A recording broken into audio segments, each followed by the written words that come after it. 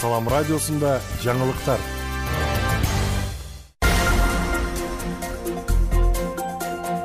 Арбаңыздар туғандар, эфирде жаңылыктар түрмөгү, аны менен мен Нурпейил Ашор-кызы тааныштырам.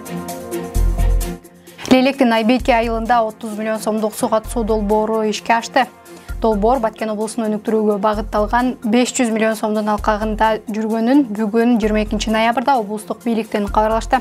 Маалыматка ылайык суу катуу долбоорунун курулушуна 30,4 миллион сом жумшалган.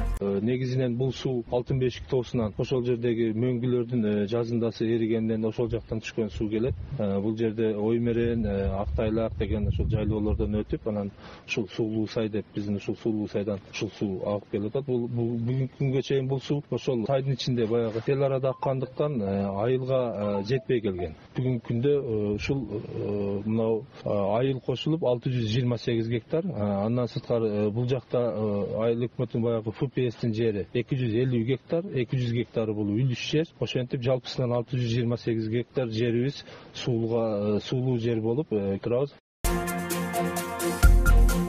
Баткенде 3 көчөгө тротуар курулуп жатат. Баткен шаарындагы 3 көчөгө тротуар куруу жана суу катуу нурлорун орнотуу иштери жүрүүдө. Бул тууралуу шаар мэри Имамназар Бурханов билдирди. Жол жүрүүчүлөр үчүн тротуарларга асфальт төшөө иштери башталды.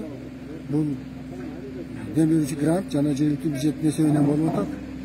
Буюрса бизге быйылкы жылы 3 көчөбүз кирген. Ал көчөлөрдүн бирөөсү Абдывалиев көчөсү, Момунов көчөсү жана Бокомбаев көчөсү. Буюрса бул ушул айдын акырына чейин бүтөт деген ойдобуз. Азыркы кезде ошол утуп алган фирма өзүнүн жумушун аткарып атат.